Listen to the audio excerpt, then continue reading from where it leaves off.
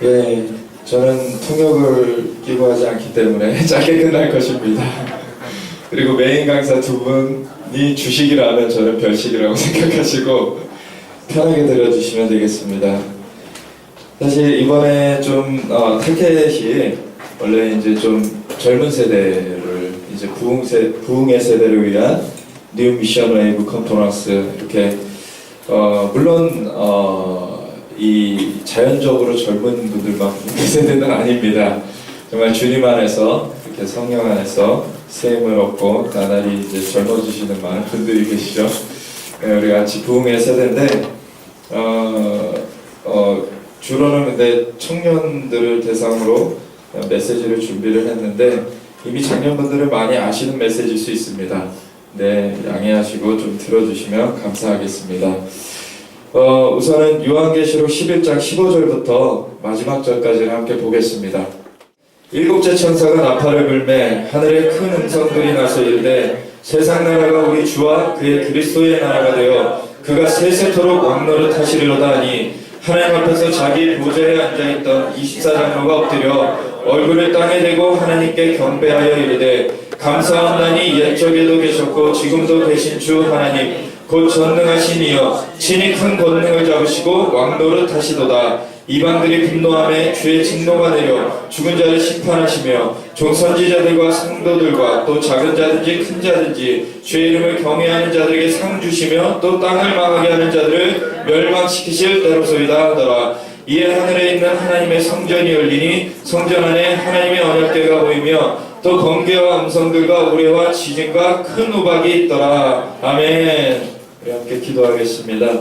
하나님 아버지, 우리가 말씀 앞에 섭니다. 주님께서 말씀의 저자이신 성령으로 우리에게 임재하여 주시고 주님 우리의 마음을 감동하여 주시옵소서. 주님의 말씀이 정말 영이요 생명으로 우리 안에 채워지게 하시고 하나님 그렇게 살아갈 수 있도록 인도하여 주시옵소서. 감사드리며 우리 주 예수와 이름으로 기도드렸습니다. 아멘. 할렐루야. 주님께서 다시 오실 것입니다. 아멘.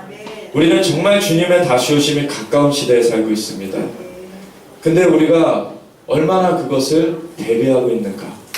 물론 여기에 모이신 분들은 굉장히 앞서서 그것을 대비하시는 분들인 줄 제가 압니다.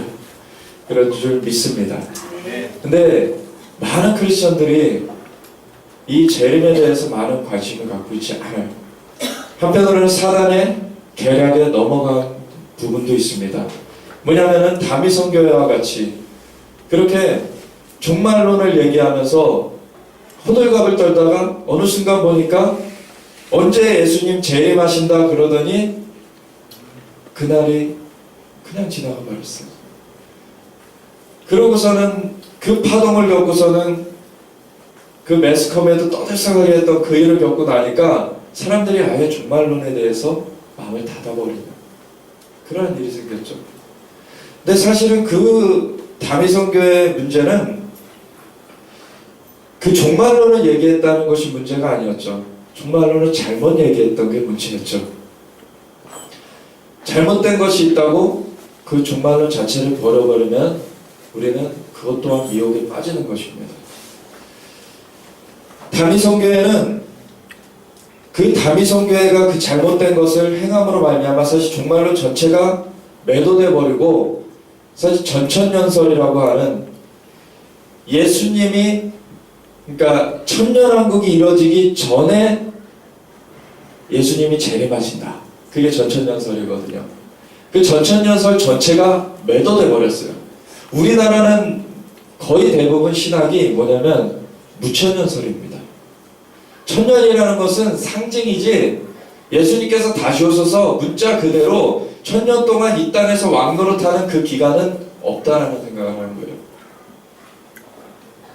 과거에는 제1차 대각성, 제2차 대각성 미국에서 막 한참 일어날 때는 후천년주의도 있었습니다. 그건 뭐냐면 천년왕국이 펼쳐지고 나서 예수님이 재림하신다는 거예요. 그 말은 뭔 말이냐면 세상이 점차 좋아져서 정말로 그 극에 이를 때 예수님께서 오신다는 거죠. 근데 세계 1차 대전을 겪으면서 깨졌어요. 그게. 세계는 그렇게 되지 않는다. 세상은 그렇게 예수님 오기 전에 그렇게 유토피아가 될 수가 없다.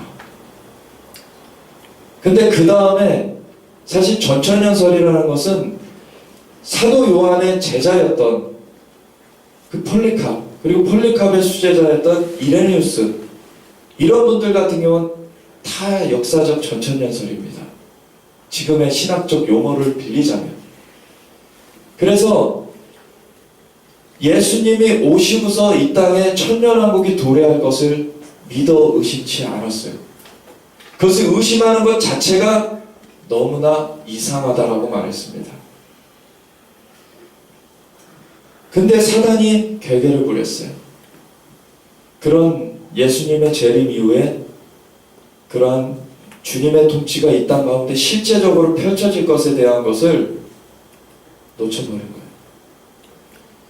그런 이단들을 사용해서 그런 메시지가 회파되게 만들거나 그것에 대해서 마음을 닫게 만들어버리는 거예요.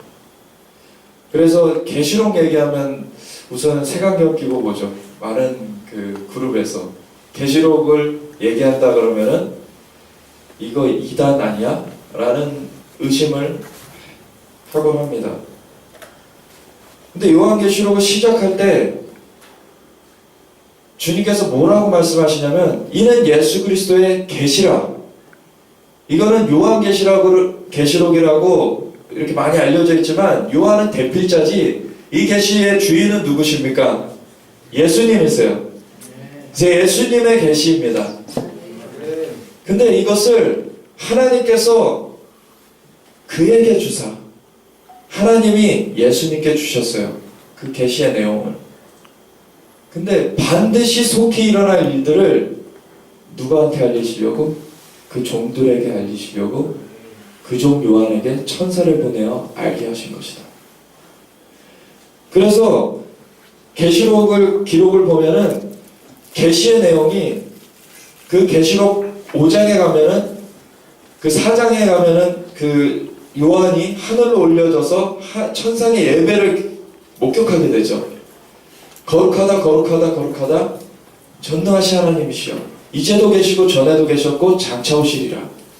그 천상의 예배, 그리고 천군 천사들이 막 예배하면서 24장로들이 엎드려 경배하며 자기의 관을 하나님 앞에 내어드리면서 그분 앞에 온전히 순복하는 그런 예배를 경험을 해요.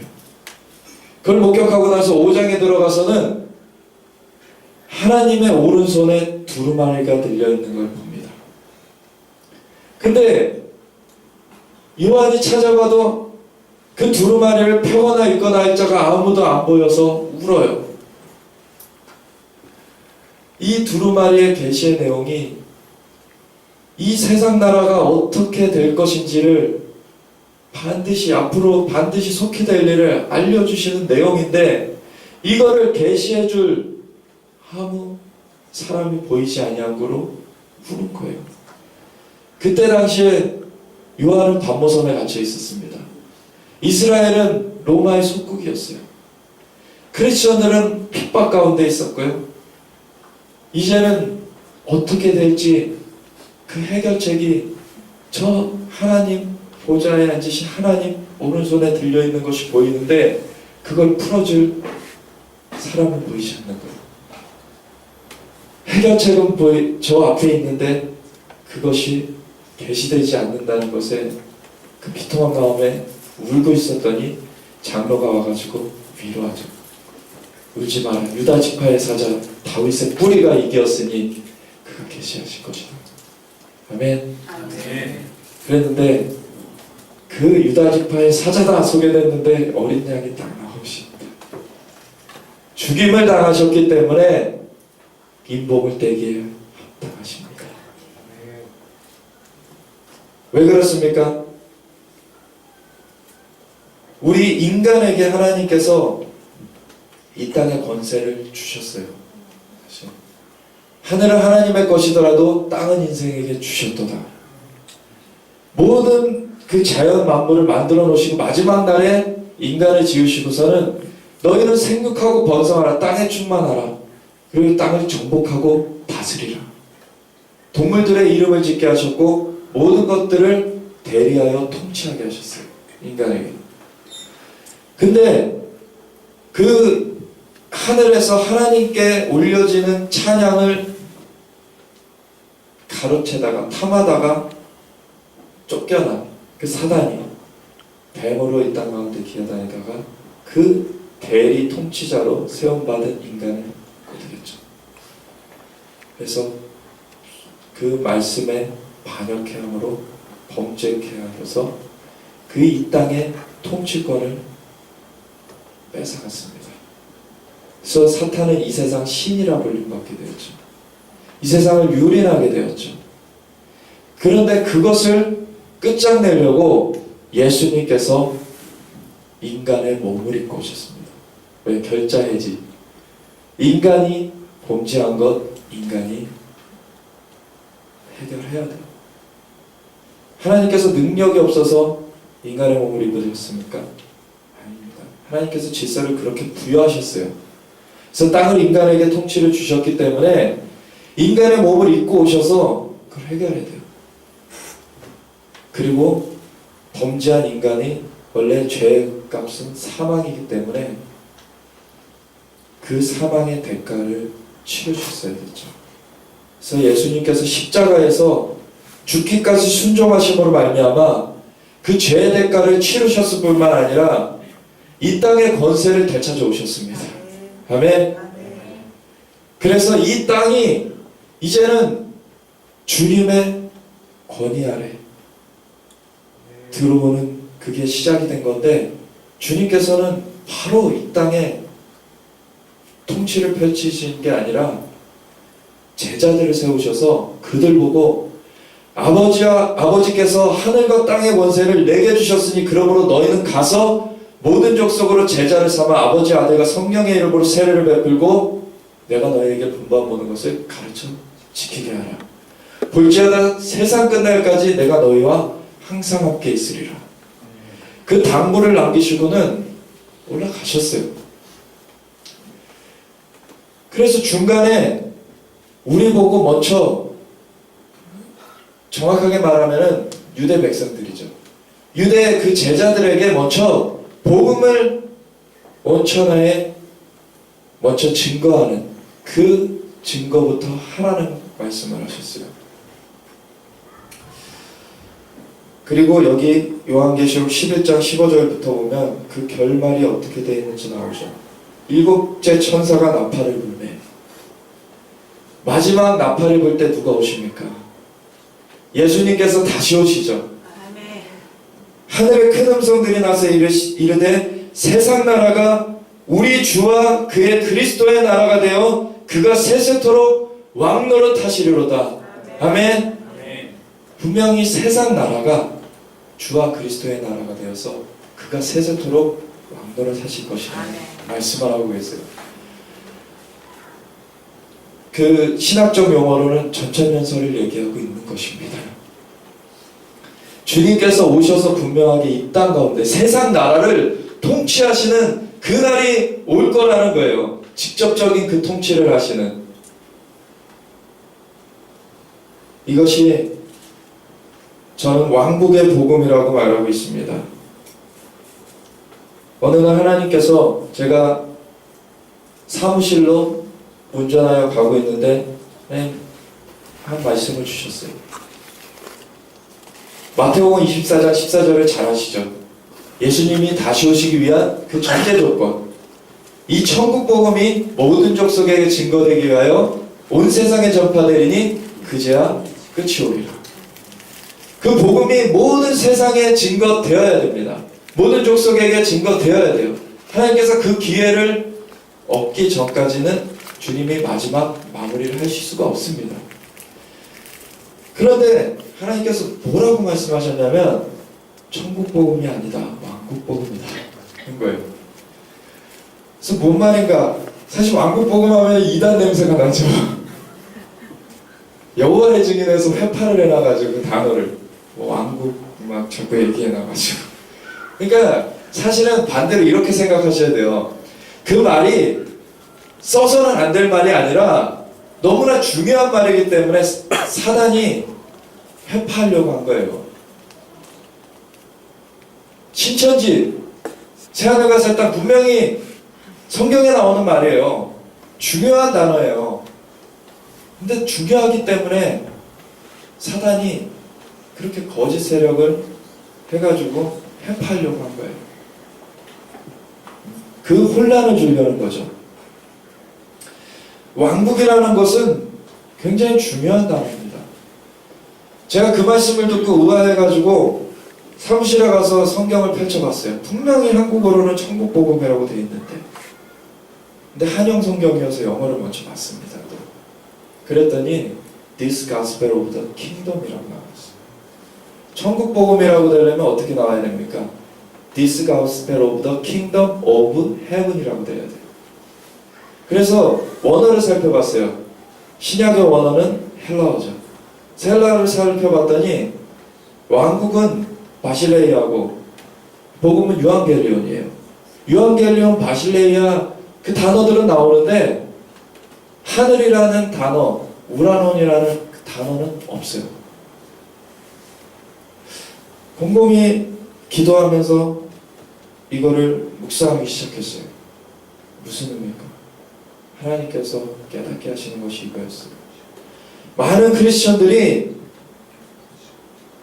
복음할 때, 복음이라고 할 때 그냥 예수님 영접하면 천국 캔티켓을 따놓고 여차저차 하다가 죽으면 천국으로 옮겨지는 것이라고 생각한다는 거예요. 많은 경우에. 근데 복음이라는 것은 복된 소식이잖아요.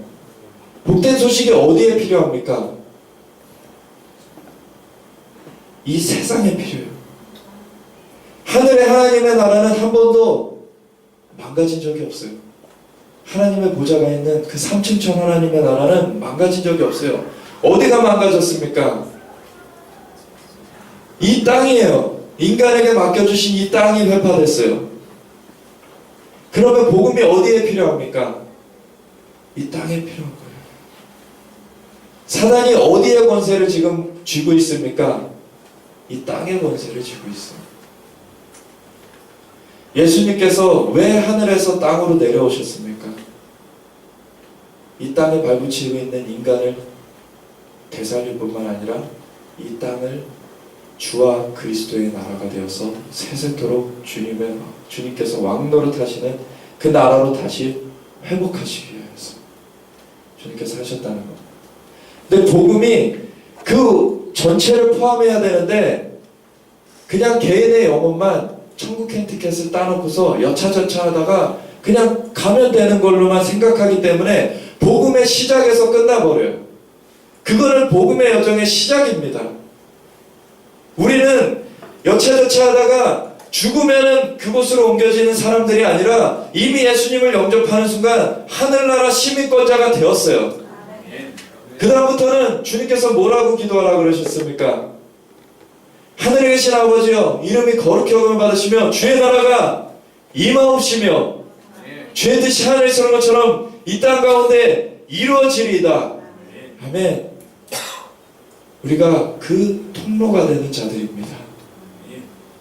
예수님께서 마태복음 16장에 제자들을 향하여서 묻습니다. 사람들이 날더러 누구라 하더냐? 혹은 선생이요, 혹은 엘리야요, 이렇게 얘기하더이다. 그럼 너희는 나를 누구라고 하느냐? 베드로가 담대히, 저 우등생 베드로가 얘기를 하죠. 주는 그리스도시요 살아계신 하나님의 아들이시니이다. 아멘. 하연하시거나 복이 있도다. 이를 알게 하는 이는 혈육이 아니요 하늘 아버지께서 알게 하십니다. 내가 이 반석 위에 교회를 세우리니 음부의 권세가 이기지 못하리라. 교회는 음부의 권세를 깨부수는 주님의 몸입니다. 아멘. 근데 언제부터 교회가 이렇게 웅크러들었습니까? 사단의 거짓에 넘어간 거예요. 우리는 그냥 우리 안에 그냥 천국의 티켓만 잘 간수하다가 가면 된다라고 잘못 생각하고 있어요.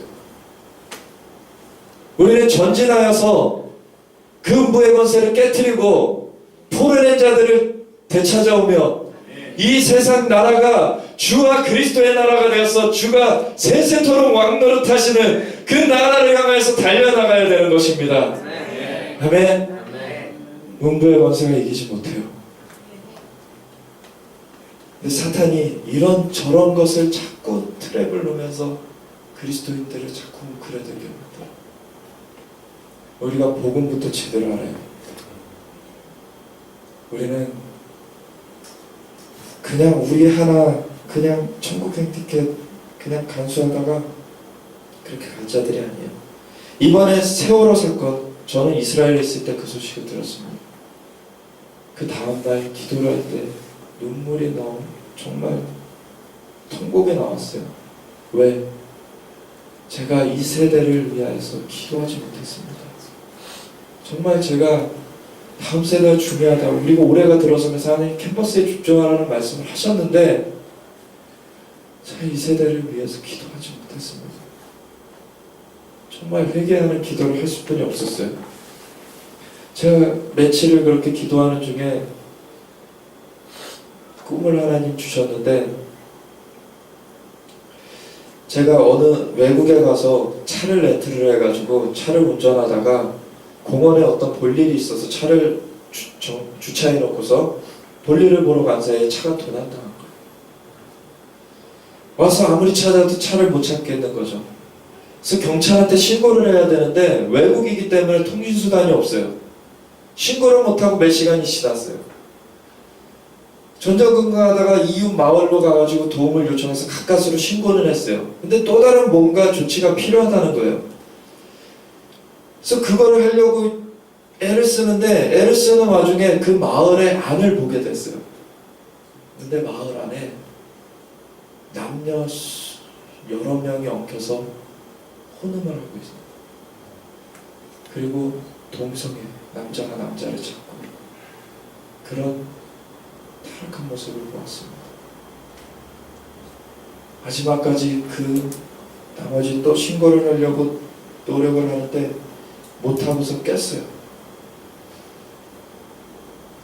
그게 무슨 뜻인지 모르고 있다가 아침 기도를 또 하는데 하나님께서 그게 세월호 사건에 대한 꿈이라는 것을 깨닫게 하셨습니다. 그것이 우리의 한국의 현실이라는 걸 깨닫게 했어요.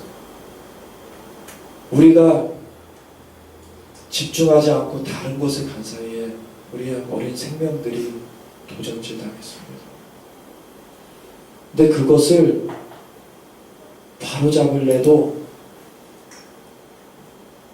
음행하고 있기 때문에 이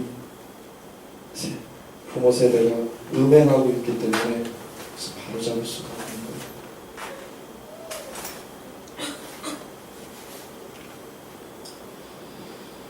정말 이 세대가 그런 위험 가운데 처해 있습니다. 근데 그 배가 구원파도 있어요. 구원파는 무엇입니까? 대표적인 이단 중에 하나예요. 잘못된 메시지. 그 아이들이 그렇게 죽게 된 그 큰 원인이 어디 있습니까? 선장이 대피하라고 했어야 되는데 남아있으라고 한 것 때문에 아이들이 남아있다가 죽었어요. 잘못된 메시지 때문에 사람들이 죽어나가고 있다는 것을 너무나 보이게 드러내준 사건입니다. 그것은 부모 세대가 회개해야 되는 메시지였어요. 저도 이제 부모 세대고 그래서 회개를 안 할 수 없었습니다. 그리고 어떤 생각이 들었냐면 이걸 보면서도 한국이 회개하지 않는다면 더 이상 기회가 없을지도 모릅니다. 한국이 정말로 그 터닝 포인트에 와 있다는 것입니다. 잘못된 메시지가 전파되면서 사실은 우리의 그 재건 세대 1945년 나라가 광복을 하고 그리고 1948년도에 나라가 독립을 재건이 되었을 때 그때는 세계에서 두 번째로 못 살던 나라였어요. 정말로 못 살던 나라였어요. 그때는 기도 외에는 우리가 살아날 방법이 없었습니다. 절실하게 기도했어요. 정말 산마다 기도했고 너무나 절실하게 기도했어요. 근데 좀 먹고 살만하게 지니까 7, 80년도 주체 사상이 막 틈타기 시작했습니다. 그러면서 사실은 초대 대통령이 이승만을 분단의 원흉이라고 저주하면서 그러고 있는데, 제가 언제나 하루 잠을 깼는데 하나님께서 이 땅에 반여경이 풀어져 있다. 근데 그것을 끊어내려면 이승만 초대 대통령에 대해서 바로 알리는 것이 필요하다 말씀하시는 거예요. 그때까지는 저도 이승만 초대 대통령을 잘 몰랐습니다. 그냥 한간에 듣는 얘기로는 그냥 독재를 하다가 그냥 부정부패하고 하야 그 대통령 그거였어요. 근데 그 다음부터 찾아보기 시작했죠. 하나님의 말씀이 있었기 때문에. 근데 이분을 통하여서 하나님께서 얼마나 놀라운 유업을 이 땅 가운데 주셨는가를 알게 됐습니다. 물론 말년에 그 참모진들이 잘못해가지고 결국엔 그렇게 됐지만, 그분을 통해서 그분이 그 대한제국, 그 일제 식민지가 되기 전에 대한제국이라고 그 마지막 조선 이후에 마지막 왕조, 그 시대에 왕가의 친척입니다. 그분은. 근데 고종 폐위운동을 벌였어요. 왜? 나라가 세국정책을 펴면서 나라가 망해가고 있었거든요. 이대로 하다가는 우리가 망하여서 나라를 잃게 된다. 그 생각에 고종 폐위운동을 벌였어요. 그때는 예수님을 믿지 않았기 때문에 그 예수님 안에서 하는 그런 올바른 방법을 몰랐죠. 근데 나라를 위한 마음은 있었기 때문에 그런 행동을 하게 됐어요. 그랬을 때 그건 반역이잖아요. 역적이잖아요. 역적은 어떻게 합니까? 삼족을 멸하죠. 근데 그때 당시에 바로 멸하지 못하고 이제 한성감옥이라는 가장 그 흉악범들, 살인범들 이렇게 가둬놓는 그 감옥에 가둔 거예요. 거기는 어떤 감옥이냐면 키를 이렇게 채우고서는 돌릴 수도 없어요. 누울 수도 없는 자리예요. 한 사람당 주어지는 자리가. 웅크려가지고 그 키를 갖고 그러고서 있어야만 되는 자리. 그곳에서 아무것도 다른 걸 할 수 없으니까 그 전에 사실은 배제학당에 다녔었거든요. 이승만 대통령. 왜? 나라를 살리는 방법이 뭘까 하다가 그 서구는 잘 이렇게 가고 있는데 그걸 좀 배워야 되겠다 이거죠. 그래서 서구 그 학문을 배우려고 거기 갔어요. 거기 선교사님이 세운 데잖아요. 그래서 성경을 그 전에 접하긴 했어요. 근데 예수님 믿지 않았죠. 그 참혹한 그 감옥에서 성경이 다시 생각난 거예요. 성경을 구했어요. 그래서 읽기 시작했어요. 근데 읽는데 자기가 이 족쇄가 채워져 있고 수갑이 채워져 있고 키가 있고 스스로 넘길 수가 없어요. 그러니까 옆에 동료한테 넘겨달라 그래가지고, 조금 나은 동료한테 이 상태가 넘겨달라 그래가지고 그렇게 읽기 시작하니까 옆에 동료가 넘겨주지 않으면 맨날 며칠을 그걸 읽게 되는 거예요. 그러니까 이분이 거의 성경을 통독하면서 그걸 외우다시피 하게 된 거예요. 그러면서 나중에 간수한테 호의를 입어서, 요셉 이야기 같아요. 이분의 이야기를 보면은 호의를 입어가지고 자유롭게 되어서 거기 사람들을 관리하는 그런 사람이 돼요. 그래가지고 그때부터는 글을 써서 독립정신이라는 그 책으로 나왔는데 300편의 글을 씁니다. 그게 예원서 같아요. 글을 보면 우리나라가 배로다가 물건을 실어 날라다가 부강하게 되는 나라가 될 것이다. 전혀 생각지 못했던 일이에요. 그때 당시에. 근데 그렇게 됐어요. 그분이 그리고서는 전도하기 시작해요. 그때 당시에 나라가 굉장히 위태하던 시기였기 때문에 정치범들이 많이 있었죠. 그런 가운데 그분들을 전도해가지고 정말 그때 당시에 천민들 그리고 그 어떤 기생들 그런 사람들만 40명 있었던 그런 믿는 사람이 40명 있었던 나라에 40명 양반을 전도합니다. 그래가지고 그분들이 나중에 독립의 공신들이 돼요. 독립운동을 합니다. 그래가지고 사실은 기독교 퍼센테이지가 2%도 안 되던 나라가 그 나라를 재건할 때 기도로 시작할 수가 있었습니다. 기도로 하나님께 언약을 하면서 시작할 수가 있었습니다. 원목제도를 세우고 그리고 군목제도를 세우고 그분이 평생에 100만 크리스천을 주십시오. 100만 크리스천을 주십시오. 그분의 삶은 대통령이기 전에 전도자였습니다. 전도하면서 살았습니다. 이승만 대통령 하야하실 때 우리나라 크리스천 인구가 102만 명 됐습니다. 근데 그 첫 세대는 그랬는데 먹고 살만하니까 미혹이 뜯었어요. 주체사상이라는 미혹에 빠지고 물질주의라는 바알의 신을 숭상하는 거에 빠지고 그러면서 기도가 끊어져 갔죠. 산기도가 없어져 가고 그리고 문민정부라고 하는 그런 정부에서 그 문화라는 미명하에 산을 봉쇄해 버렸어요. 산을 그 공원으로 지정을 하면서 산기도를 못하게 만들어 버렸어요.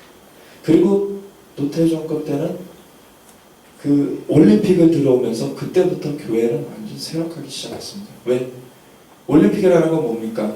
그리스에서 신전제사에서 시작된 그 의식이에요. 그거는 헬레니즘의 그 침투입니다. 그래서 신본주의는 점차 힘을 잃어가고 이 땅에서 인본주의, 그 인간의 사상들이 세력을 얻기 시작했어요. 그런데 하나님께서는 오늘날 이 세대를 부흥의 세대로 부르고 계십니다. 근데 그것을 사단이 너무나 잘 알기 때문에 이 세대를 끊어내려고 해요. 왜? 이 세대를 통하여서 주님의 다시 오실 길이 준비될 걸 알거든요. 그러면은 사단은 더 이상 설 것이 없을 것을 알거든요. 시편 110편 보고 마무리할 건데 시편 110편 한번 보겠습니다. 그 PPT 혹시 아직도 안 되나요? 엔드타임 티칭 맵이라고 되어 있습니다. 시편 110편 1절부터 3절 보겠는데 없으면은 없는 대로 하겠습니다. 시편 110편 1, 2, 3절을 같이 읽겠습니다. 여호와께서 내 주에게 말씀하시기를 내가 내 원수들로 내 발판이 되게 하기까지 너는 내 오른쪽에 앉아있으라 하셨도다. 여호와께서 시온에서부터 주의 권능의 뷰를 내보내시리니 주는 원수들 중에서 다스리소서. 주의 권능의 날에 주의 백성이 거룩한 옷을 입고 즐거이 헌신하니 새벽 이슬 같은 주의 청년들이 주께 나오는도다. 아멘. 이번 뉴미셔널 컨퍼런스의 주제 말씀이 시편 110편 3절 말씀입니다. 1절에 뭐라고 말씀하십니까? 여호와께서 내 주에게 말씀하시기를. 내 주가 누굽니까? 예수님이시죠. 여호와께서 예수님께 말씀하시기를 뭐라고 말씀하세요? 여호와께서 내 원수들로, 예수님의 원수들로 예수님의 발판이 되게 하기까지 너는 내 오른쪽에 앉아있으라 하셨다. 예수님이 지금 어디 계십니까? 하나님 보좌 우편에 앉아 계시죠. 근데 언제까지는 거기 계셔야 돼요? 그 예수님의 원수들이 예수님의 발판이 되기 전까지는 거기 앉아 계실 분이 없어요. 지금 이 말씀에 의하면. 그럼 예수님의 발판이 되는 것이 일어나야지 예수님이 다시 오실 수가 있어요. 근데 그것을 어떻게 이루겠다고 하시는 것입니까? 2절 3절에 보면 여호와께서 시온에서부터 주의 권능의 궤를 내보내시리니 주는 원수들 중에서 다스리소서. 시온에서부터 권능의 궤를 내보내신다는 거예요. 바로 예루살렘이죠. 그래서 지금 이스라엘이 회복되고 있어요. 그래서 예루살렘이 아직 성전산이 이슬람 사원이 들어서 있죠. 근데 그것도 회복시키실 것입니다. 그 회복들을 통하여서 계속 그 주님의 권능의 교를 내보내시고 있어요. 원수들을 다스리시는 일을 그곳으로부터 행하시는 것이죠. 그때 뭐가 일어나냐면 3절에 주의 권능의 날에 주의 백성이 거룩한 옷을 입고 즐거이 헌신하니 새벽 이슬 같은 주의 청년들이 주께 나오는도다. 아멘. 이것이 영어로 보면 더 잘 이해가 됩니다. Your troops will be willing. 당신의 군대가 기꺼이 헌신할 것입니다. On the days of battle. 전쟁의 날에 지금 우리는 전쟁 중입니다. 하나님의 나라, 하나님의 왕국이 온전하게 임하는 것을 위하여서 우리가 전쟁을 하고 있어요. 주님 다시 오셔서 그 왕이 다시 오셔서 왕의 세 가지 요소, 주권, 통치가 있고요. 왕이라고도 얘기할 수 있고 그리고 백성이 있고 영토가 있어요. 하나님께서 백성들을 세우고 계시고 영토를 회복하고 계시고 왕이 다시 오실 준비를 시키고 계세요. 근데 your troops will be willing on the days of battle. 이 전투의 날에 당신의 군대가 기꺼이 헌신할 것입니다. 거룩한 옷을 입고 clothed in majesty, holy majesty. 거룩과 순결로 무장한 그런 자들이. 근데 이들이 어디서 나오냐면 우리는 새벽 이슬 같은 이렇게 나와 있잖아요. 그게 아니라 from the womb of the dawn. 새벽의 태로부터 나온다고 되어 있는 거예요. 새벽의 태가 어디입니까? 우리는 우리나라 기준으로 하면 저 동해인데 동쪽이죠. 해가 뜨는 곳. 근데 말씀은 어디를 기준으로 쓰여 있습니까? 예루살렘을 기준으로 쓰여 있어요. 예루살렘에서 동편이 어디입니까? 바로 이 한국이 있는 이 극동 지역이에요. 이 극동 지역으로부터 하나님께서 마지막 군대를 일으키시겠다고 하는 거예요. 주님 다시 오심을 준비하는 군대를 일으키시겠다고 하는 것입니다. 그들이 거룩과 순결로 옷을 입고서 그렇게 일어날 것이라는 거예요. 주의 청년들이 이슬과 같이, 그건 뭐냐면 이슬이 수없이 맺혀져 있어요. 새벽에 수없는 주의 청년들이 그 새벽의 태로부터 동쪽으로부터 일어나겠다는 거예요.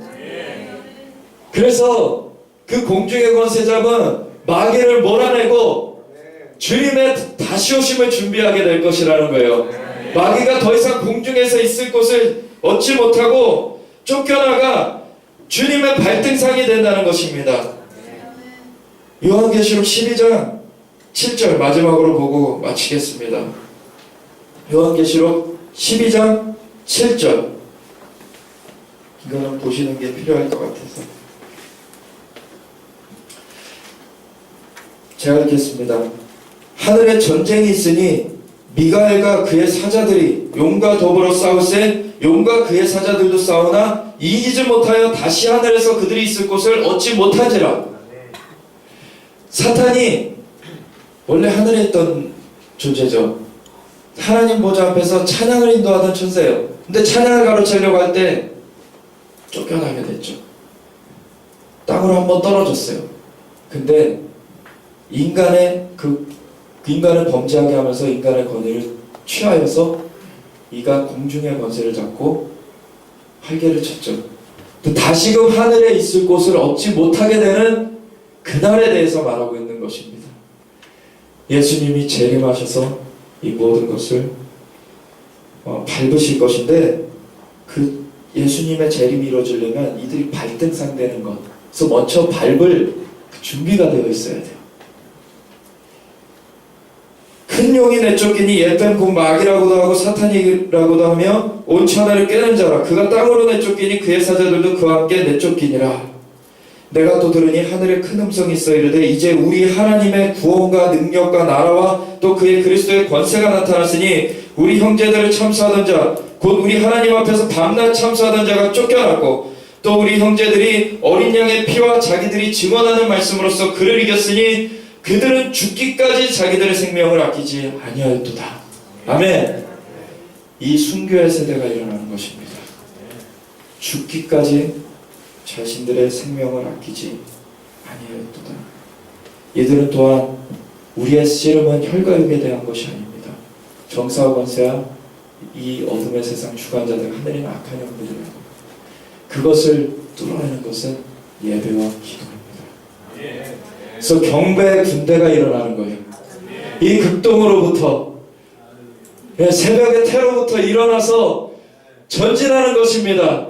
그래서 저 공산권을 뚫고 저 북한을 뚫고 그리고 중국을 뚫고 그리고 저 중앙아시아를 뚫고 이슬람권을 뚫고 예루살렘까지 이르러서 그 모든 공중의 권세 잡은 세력들이 다 떨어져 나가는 그 전투의 승리를 이루고 우리는 주님이 다시 오시는 것을 볼 것입니다. 그 세대가 일어나는 거예요. 그래서 치열한 싸움이 벌어지는 것입니다. 이제는 정말 깨어서 기도해야 돼요. 이 부흥의 세대가 일어나고 있습니다. 그것을 돕기 위하여서 이 컨퍼런스가 이루어지는 거예요. 하나님 이 세대를 세우시옵소서. 아버지 우리가 그 기도 가운데 함께 섭니다. 주님 영광 가운데 역사하여 주시옵소서. 주 예수의 이름으로 오직 주님의 이름만 높이며 나아가는 주님의 군대가 일어섭니다. 예, 그곳 가운데 연합되어서 나아가는 하나님 거대한 부흥의 물결 가운데 우리가 나아가는 자들로서 우리가 함께 섭니다. 주님 역사하여 주시옵소서. 우리가 함께 기도하며 나아가겠습니다.